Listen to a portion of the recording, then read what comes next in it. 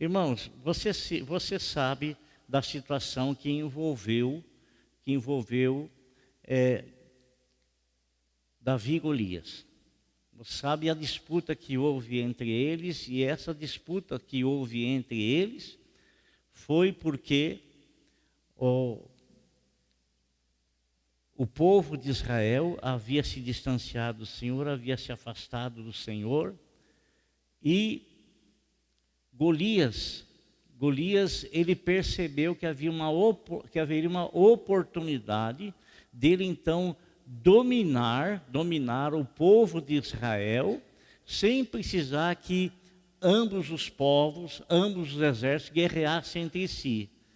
Então a ideia dele foi o quê? Desafiar um único guerreiro do povo de Israel para que viesse a lutar contra ele, viesse a guerrear contra ele. Um único só. E por que isso? Se você prestar atenção no desafio que Elias faz, Elias ele diz que o Deus dele vai dar vitória sobre o Deus de Israel. E de verdade, antes de Deus levantar Davi, antes de Deus ungir Davi, antes de Deus ter escolhido Davi, o povo de Israel estava subjugado. Estavam todos com medo dos exércitos que Elias representava e medo de Elias. Mas por que estava acontecendo isso? Por que o temor tomou conta do coração tanto de Saul, que não tinha coragem de enfrentar Golias, como todo o exército? Por quê? O que foi que aconteceu? Irmãos, todas as vezes que o povo de Israel se afastava de Deus, todas as vezes, o temor vinha sobre esse povo, e a energia que era produzida devido à comunhão que eles tinham com Deus, e por estarem no caminho do Senhor, eles perdiam essa comunhão e perdiam consequentemente a confiança, e eram subjugados pelos povos. Assim, Golias desafiava o Deus de Israel através do desafio que fazia ao exército de Saul, através do desafio que ele fazia a qualquer pessoa que quisesse representar Israel, lutar contra ele.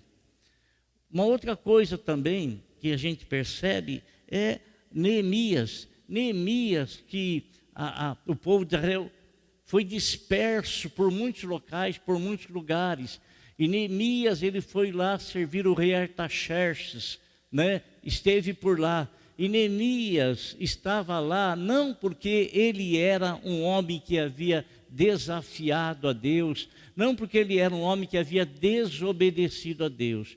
Muitas coisas sucediam e os bons pagavam pelas atitudes dos maus, mas Deus, ele sempre guardou essas pessoas, servos dele, que por causa do pecado do povo eram levados, dispersos, eram levados por todas as outras nações, espalhados, mas Deus cuidava de cada um que o servia em verdade, aonde eles estivessem. E Neemias, ele estava lá já há anos, servindo como copeiro do rei Artaxerxes. Ele estava lá e preocupadíssimo com a situação do seu povo lá em Israel. O povo que ficou lá eram as pessoas mais idosas, aquelas pessoas assim que teriam pouco proveito em outros locais, em outros lugares. Então, essas pessoas foi permitido permanecerem, mas as demais eram levadas para servir outros povos e outros locais dispersos que eram, devido ao quê? Devido ao se afastar de Deus e se tornarem vulneráveis para o mal.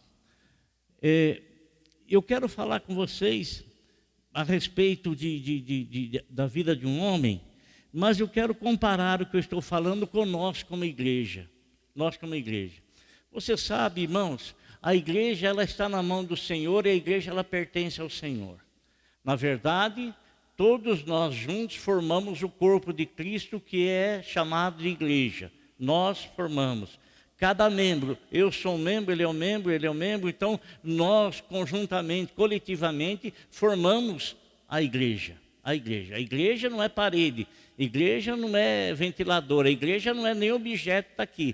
Muito embora todas as coisas que aqui estão, elas são consagradas para servirem ao Senhor. Os instrumentos, tudo que está aqui tem um único propósito, um único objetivo, de estarmos aqui e realizarmos uma obra de engrandecimento ao nome do Senhor, usando os instrumentos, usando as vozes, usando tudo que nós temos aqui, são usados para beneficiar o povo do Senhor, né? E tudo que tem aqui, tudo,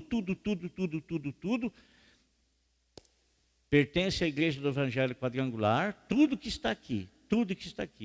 E tudo que está aqui foi comprado com os dízimos e ofertas de vocês. Então, tudo que está aqui indiretamente pertence a nós como igreja. Tudo que está aqui, né? Eu não tenho acesso de vender absolutamente nada. E nem posso ter, não tem como. Isso é impossível, porque tudo que está aqui, eu tenho uma nomeação, eu tenho uma... Como é que é o nome? Procuração. Eu tenho uma procuração do Conselho Nacional que eu posso comprar tudo no nome da igreja. Tudo aquilo que for necessário, posso comprar. Mas eu não tenho procuração para vender absolutamente nada. Nada. Se precisar tirar qualquer coisa daqui, vender qualquer coisa, eu tenho que ter autorização do Conselho Estadual e autorização do Conselho Nacional. Tenho que fazer uma ata explicando o porquê e assim sucessivamente. Por isso que muitas vezes pessoas querem alguma coisa emprestada da igreja, né? E a gente fala, nós não podemos tirar as coisas daqui. Não tem como tirar para emprestar, não podemos fazer isso, porque nós temos uma responsabilidade sobre isso.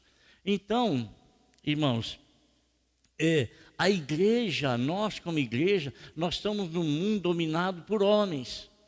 Homens que nem sempre, ou na grande maioria das vezes, eles não têm os seus caminhos direcionados pela palavra de Deus. Eles não têm a Bíblia Sagrada como regra de fé e prática, né? Mas nós estamos nesse mundo, estamos sujeitos à legislação que é feita, as leis que são feitas pelos legisladores, né? O governo está na mão de quem estiver, nós estamos aqui.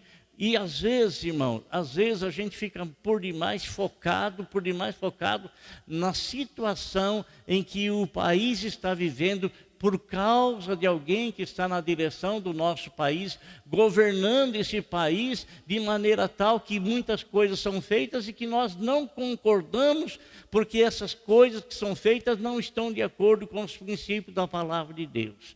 E às vezes a gente fica preocupado demais. Eu vi muita gente querendo mudar do país, querendo, né, sair por causa da situação do país, tal. Mas quer dizer uma coisa para você, irmão, o Senhor cuida do seu povo. O Senhor cuida de nós. Neemias estava lá servindo ao rei Artaxerxes, Deus cuidava dele, né? Golias estava desafiando o rei de Israel, Saul, e todo o seu exército. E eles se amedrontavam por quê? Porque eles haviam perdido a comunhão com Deus e, consequentemente, haviam perdido também a autoridade e a proteção de Deus. Mas enquanto nós estivermos debaixo da autoridade do Senhor, nós temos um governante mor sobre a nossa vida, porque nós somos a igreja e o governante mor é a cabeça. Assim como é a minha cabeça, ela domina todo o meu corpo e todo o gesto que eu faço, está partindo aqui da minha cabeça. Assim, o Senhor também cuida do povo dele como ele é a cabeça. A cabeça. Então, querido irmão, eu quero lhe dizer uma coisa: esteja seguro na palavra do Senhor, porque você pertence a um reino, e esse reino, o rei, é nosso Senhor e Salvador Jesus Cristo. Esteja seguro nisso, em nome de Jesus. E eu quero falar, irmão, de uma pessoa que ele e alguns amigos dele, pessoas assim que eles estavam sendo treinados, eles faziam parte da linhagem real dos reis de Judá, e eles estavam sendo treinados para que posteriormente eles estivessem servindo na corte de Judá. Eu quero falar um pouco para você, alguma coisa sobre Daniel. Daniel, no capítulo 1 diz assim: no terceiro ano do reinado de Jeoaquim, rei de Judá, Nabucodonosor, rei de Babilônia, veio a Jerusalém e a sitiou. Sitiou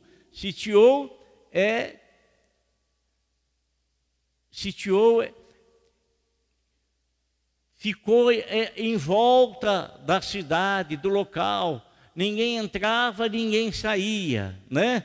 E, consequentemente, as dificuldades, as necessidades começaram a surgir dentro desse país, né? E muitas pessoas começaram a passar fome, foram sendo enfraquecidas e, consequentemente, o rei Nabucodonosor invadiu Judá. E ao invadir Judá, ele teve algumas atitudes. Diz assim, versículo 2: e o Senhor entregou. Quem que entregou? Foi o Senhor. E por que o Senhor entregou? Isso quer dizer que se o Senhor não quisesse, não permitisse, jamais alguém teria poder e autoridade de se infiltrar, de alcançar, de dominar, de subjugar. Jamais. Então, amado, nós pertencemos a quem? Ao Senhor. Nós temos um rei sobre a nossa vida. Nós temos um rei, e esse rei é nosso Senhor e Salvador Jesus Cristo. E muitas coisas, amado irmão, muitas coisas acontecem conosco, e às vezes a gente não consegue enxergar que aquilo lá poderá no amanhã se tornar favorável. Não conseguimos enxergar, porque de princípio o que está acontecendo não é uma coisa boa. Você começa a olhar e a examinar, e você não consegue ter outra visão, a não ser a visão que te é forçado a enxergar as adversidades que aquilo está trazendo para a tua vida. Mas você não consegue ver que aquilo lá no amanhã pode se tornar coisa favorável a você. Por exemplo, José. Você sabe que os irmãos dele odiavam ele, os irmãos dele não gostavam dele. Por quê? Porque José, ele era amado do seu pai, e José, ele era um menino que constantemente estava em comunhão, em contato com seu pai. Ele era muito ligado com o seu pai. E os seus irmãos não gostavam dos sonhos que José tinha.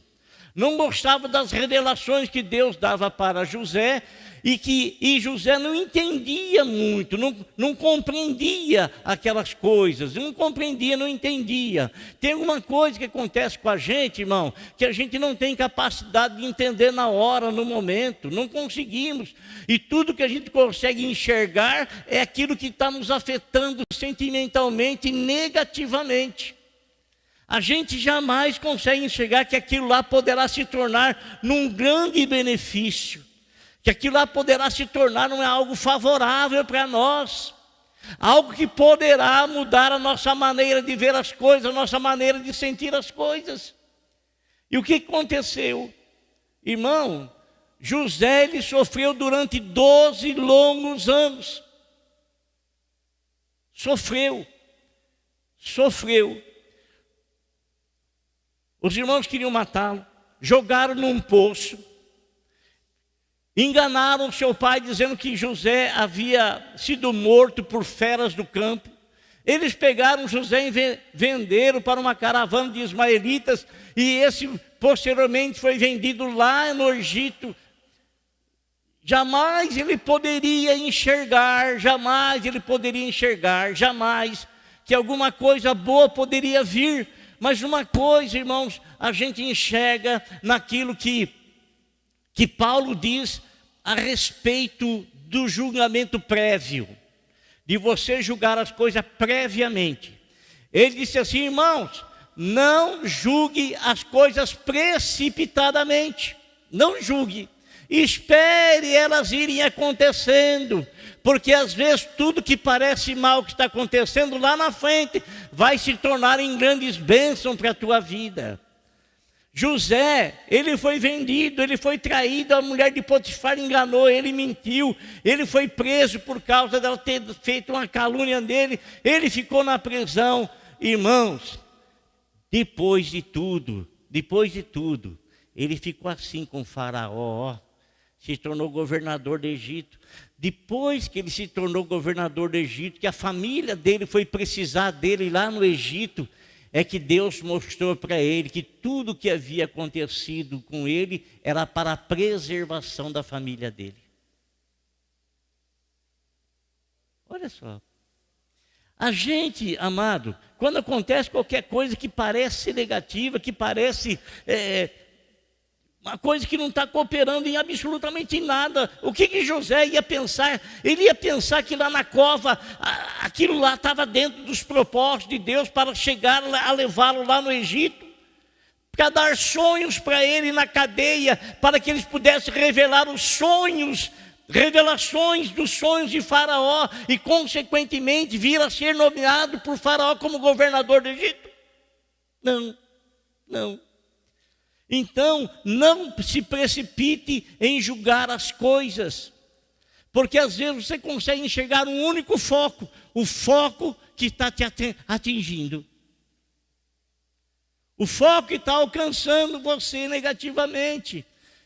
Espere, aguarde, espere, não julgue precipitadamente, não faça isso, aguarde, espere.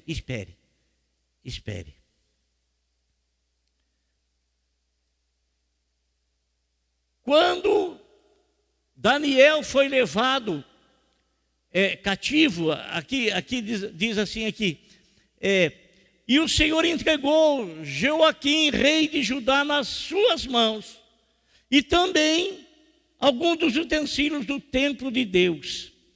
Ele levou os utensílios para o templo do seu Deus, na terra de Sinear, e os colocou na casa do tesouro do seu Deus. Sempre quando existia as guerras entre uma nação e outra, uma nação representava o seu Deus e aquela também representava o Deus dela, e a nação que vencia era como se o Deus dessa nação havia vencido o Deus daquela nação.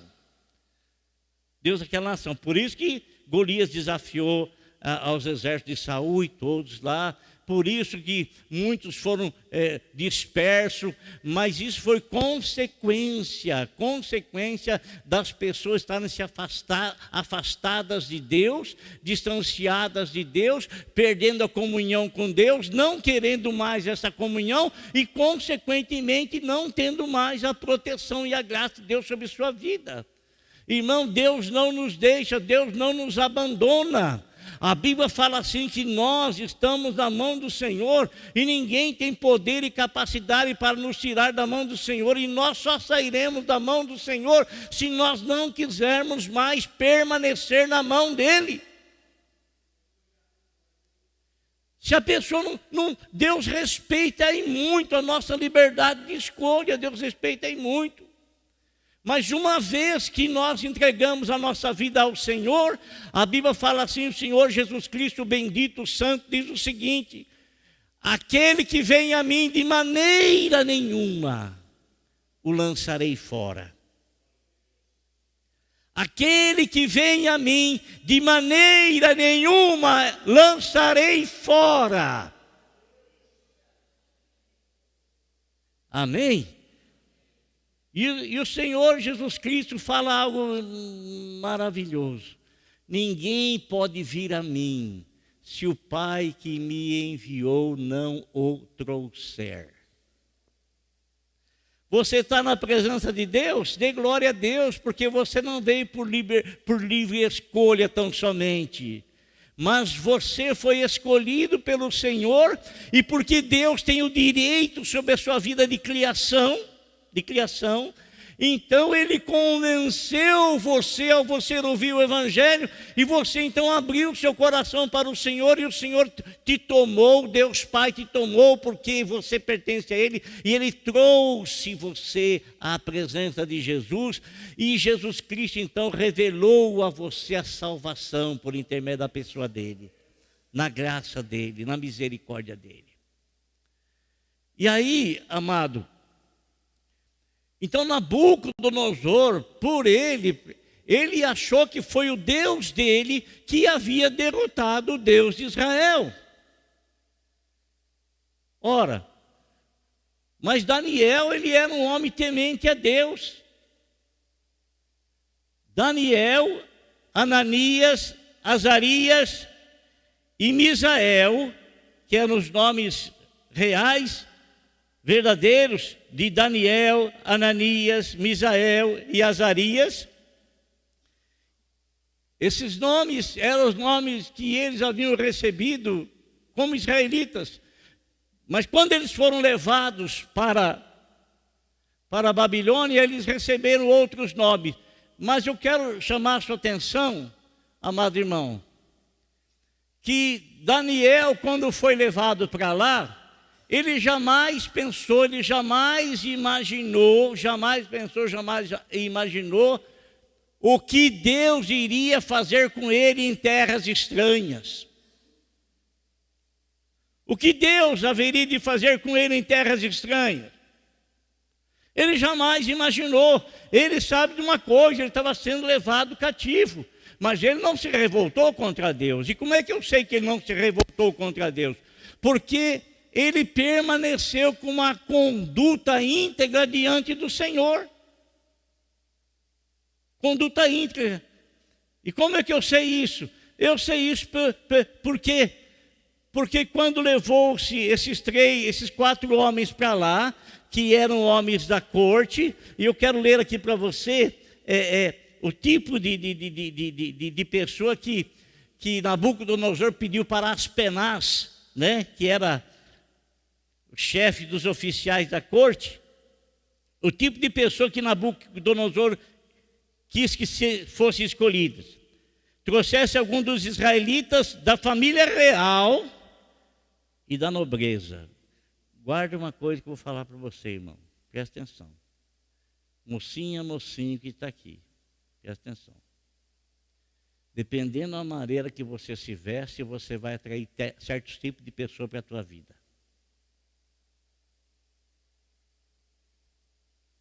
Se você se vestir com muita prudência, se você se vestir elegantemente, se você se vestir como uma princesa, você vai atrair príncipe vão se interessar para você. Mas se você se vestir vulgarmente, você vai atrair pessoas vulgares para a tua vida. Está me entendendo? Amém? Pai e mãe. Pai e mãe. Oriente os seus filhos, as suas filhas. O que é que você quer para eles? O que é que você quer para eles? Você quer que pessoas íntegras, príncipes, sejam atraídos? Ensine a sua filha a se vestir como uma princesa. Não ensine elas a se vestir vulgarmente, porque é desse tipo de pessoa que ela vai atrair para a vida dela. Está me entendendo? Amém? Ok? Não é imposição que estou falando, não, nada disso. Mas é uma coisa lógica. Uma coisa lógica. Entendeu? É uma coisa, né? Então, ele diz aqui, da família real e da nobreza, jovens sem defeito físico, de boa aparência, cultos, inteligentes, que dominassem vários campos do conhecimento e fossem capacitados para servir no palácio do rei. Ele deveria ensinar-lhes a língua e a literatura dos babilônios. De sua própria mesa, da sua própria mesa, o rei designou-lhes uma porção diária de comida e de vinho. Eles receberiam um treinamento, melhor dizendo, durante 3 anos, e depois disso passariam a servir o rei. Olha só. Então, não era qualquer tipo de pessoa. Agora, imagine assim, às vezes eu fico pensando, irmão, às vezes as pessoas elas têm um desejo tão grande de servir a Deus, e elas têm um chamado de Deus, mas elas não se preparam absolutamente em nada para servir o Senhor. Nada, nada, nada, nada.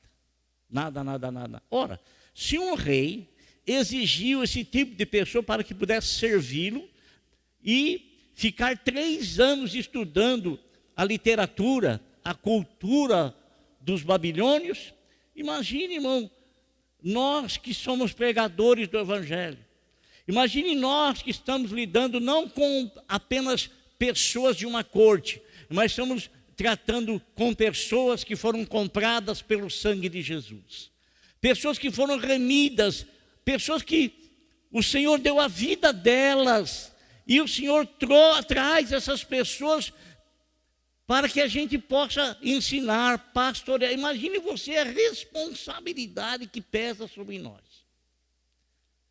E imagine você a irresponsabilidade que tem certas pessoas, que elas se convertem, elas já querem ser pregadores, já querem, e até brigam, aí forma uma igrejinha aqui, forma outra igrejinha lá, forma outra lá, e a pessoa não tem um fundo doutrinário para poder ensinar a igreja, para preparar a igreja, para edificar a igreja, para a volta do Senhor, e para que essa igreja seja conduzida na graça do Espírito Santo, dentro dos princípios da palavra de Deus, e que o Espírito Santo use a palavra pregada para preparar a noiva para a volta do Senhor Jesus. Imagine você a responsabilidade. Então, o que me leva a crer, irmão, que Daniel, ele não se rebelou contra Deus, não se revoltou contra Deus, nem ele, nem os demais. Por quê? Porque eles tiveram uma vida íntegra, não somente quando estavam lá em Judá, mas também posteriormente, ao serem levados para a Babilônia, eles continuaram a ter uma vida íntegra. Por quê? Por quê? Às vezes, a gente está perto dos irmãos assim, a gente tem uma conduta, um certo tipo de conduta. Eu até fico assim, às vezes eu fico até pensando, né?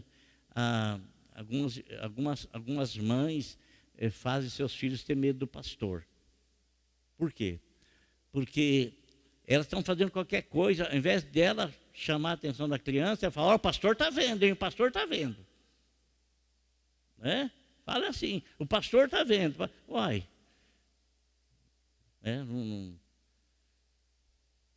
Eu não, pelo amor de Deus. Eu estou aqui para ensinar a palavra de Deus. Aí, ó. Quem tem autoridade para ensinar o filho é você. Não é? Então, irmãos, quando Daniel lá esteve, e ele percebeu que lhe fora oferecido a comida do rei e a bebida do rei, o que ele fez? Ele as recusou. Por que ele as recusou? Porque ele sabia que a comida do rei, a bebida do rei, antes de ser servida, ela era consagrada aos deuses babilônios. Ele tendo essa consciência, ele não quis de forma alguma comer, não participar. Diferentemente, às vezes, da gente, sabe? Inclusive, o apóstolo São Paulo, ele chamou a atenção de Pedro, porque Pedro estava junto com algumas pessoas, e ele começou então a desvirtuar o seu caminho, se deixando levar por aquilo que aquelas pessoas aí ao lado dele estavam pronunciando e acreditando. Paulo chegou e chamou a atenção dele. E a partir daí eu nunca mais ouvi nada a respeito de Pedro. Ele pegou a linha reta e foi embora na linha reta. Foi embora. Então, às vezes, nós somos quando estamos perto dos irmãos, e somos outro quando estamos longe. Às vezes, quando estamos perto dos irmãos, o nosso palavreado é um palavreado santo. Nossas palavras são palavras pautadas sobre a palavra de Deus. Mas quando eu me junto com alguns amigos, quando me junto com alguns familiares que não são crentes, tão longe, distante, o que eles fazem, eu vou fazer também. Então eu sou uma pessoa assim que vai por onde o vento sopra. Se eu estou perto dos irmãos, eu sou igual aos irmãos. Mas se eu estou lá no mundo, eu sou idêntico às pessoas do mundo. Eu não tenho uma conduta dentro dos princípios da palavra de Deus. Isso chama-se hipocrisia. Então, meu amado, Daniel, ele não se dava a isso. E às vezes nós somos cristãos e às vezes a gente tem certas atitudes perto dos irmãos e nós temos outras atitudes como estamos longe deles. Às vezes somos cristãos na igreja, e fora da igreja a gente engana nos nossos negócios, a gente mente, a gente passa a perna no outro, a gente... É 171 que fala? Eu sei que é. Eu sei que é. Né? A gente faz de tudo para poder tirar vantagem de alguma coisa, levar, né? De tudo. Né? Você leva a peça, o carro no mecânico, precisa trocar isso, e cobra pelo trocar a peça, e de repente, quando você vai perceber, não trocou peça nenhuma, mas cobrou. Fala que fez e não fez. Esse tipo de pessoa, ele nunca prospera na vida. Nunca prospera na vida. Nunca, nunca, nunca. Então, irmão, veja bem, Daniel, ele se manteve íntegro, não apenas quando ele estava lá perto do povo dele, sendo ensinado lá dentro dos escritos sagrados do Velho Testamento, mas ele continuou com uma vida íntegra longe, no outro povo, diante de outras pessoas. Ele se manteve caráter espiritual, firmeza de vida. Firmeza. E é um grande exemplo para nós, irmãos. Grande exemplo. Agora veja bem, quando você é fiel ao Senhor, você pode ter certeza de uma coisa: Deus não se esquece. E a Bíblia fala o seguinte, que quando você é fiel ao Senhor, em todas as coisas que te vêm à mão, tudo aquilo que você faz, tudo aquilo que você fala, você é íntegro diante do Senhor. Não é porque você está perto de irmão, nada. Você está isso no teu coração, né? A responsabilidade que você tem diante do seu Deus e a responsabilidade que você tem diante de todas as pessoas, porque a Bíblia fala que nós estamos cercados por uma grande nuvem de testemunhas. Todo mundo está de olho em você, principalmente quando sabem que você é cristão. Estão esperando você dar uma escorregadinha só uma só, mais nada, só isso. Então, irmãos, você olha dentro da Bíblia Sagrada, José, ele sofreu, mas ele foi fiel ao Senhor. O que o Senhor fez com ele? Colocou ele como governador do Egito. Neemias foi disperso, mas ele foi fiel ao Senhor. O que o Senhor fez com ele? Ele foi copeiro do rei Artaxerxes, quer dizer, um homem de confiança. Tudo que vinha para o rei Artaxerxes tomar, beber, primeiramente era Neemias quem experimentava. Ele era um homem de confiança do rei. Daniel, irmão, ele se tornou o segundo no reino, e depois, posteriormente, eu vou falar sobre isso. Mas ele só chegou a ser o segundo rei do reino, por quê? Porque ele se mostrou fiel. E ele foi fiel, ele foi íntegro, então o Senhor o colocou num lugar de destaque.